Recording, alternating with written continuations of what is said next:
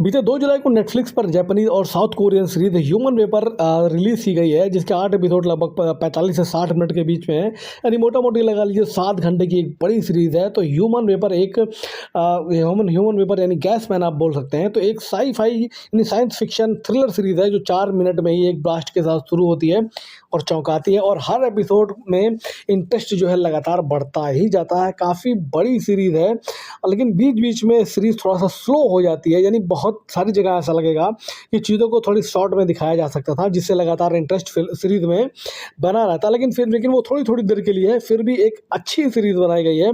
अच्छा फील लगी, काफ़ी जगह चौंकाती है। तो सीरीज देखना जब आप शुरू करेंगे तो पूरी किए बिना आप उठेंगे ही नहीं। अब सीरीज की स्टोरी ये है कि क्यूको कोनो एक न्यूज़ चैनल की एक बड़ी एडिटर एंकर है और कचरे से बिजली बनाने वाले कॉलेज प्रोफेसर का इंटरव्यू कर रही है। तभी एक गैस नुमा आकृति प्रोफेसर के नाक और मुंह के जरिए शरीर में जाती है।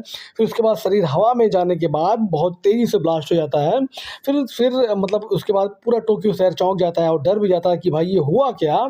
फिर छानबीन चालू होती है। क्यूको कोनो जो कि एक पत्रकार है, वो अपने तौर पर छानबीन करती है और पुलिस की तरफ से एक सस्पेंडेड ऑफिसर केजी ओकामोटो को जो है केस सौंपा जाता है।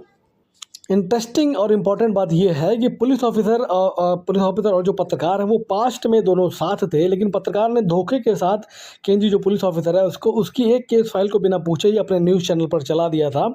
इसी वजह से भाई वो पुलिस ऑफिसर सस्पेंड हुआ गया था, लेकिन न्यूज़ चैनल एडिटर को जो है प्रमोशन मिल गया था। इसी वजह से दोनों अलग हो गए। तो दोनों अपने अपने स्तर से केस सॉल्व करते हैं। तो पता लगता है कि वो गैस से बनी आकृति ह्यूमन वेपर की है और उसने सिर्फ एक लोगों को नहीं मारा है, अभी वो और भी लोगों का मर्डर करेगा। और मामला ये रहता है, तो अब मामला ये रहता है कि ह्यूमन वेपर जिन लोगों को मार रहा है, ये सारे एक वाइट सेंटर नाम से सोशल ऑर्गेनाइजेशन चलाते थे और इन सब ने मिलकर एक सोशल ऑर्गेनाइजेशन की आड़ में एक उल्का पिंड से संबंधित एक इलीगल प्रोजेक्ट में बहुत सारे लोगों को एज अ ह्यूमन फ्यूल के रूप में टेस्ट किया है। मतलब सिर्फ लोगों को टेस्ट किया है, मतलब कुछ अपना एक्सपेरिमेंट कर रहे हैं, उसके लिए ह्यूमन लोगों आदमियों को जो है उस पर टेस्ट किया गया है। और उसके रेडिएशन, जो उल्का पिंड के रेडिएशन है, उसकी वजह से जितने लोगों पर टेस्ट किया है वो सारे मारे जाते हैं।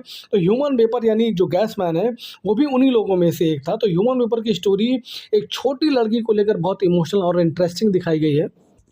तो 7 घंटे वाली इस सीरीज़ में हमें ये देखना है कि ह्यूमन वेपर कौन है, कहाँ से बना, कैसे आया जो है, और कैसे गैस मैन बना, और किन किन लोगों को मार रहा है, क्यों मार रहा है, कैसे मारेगा।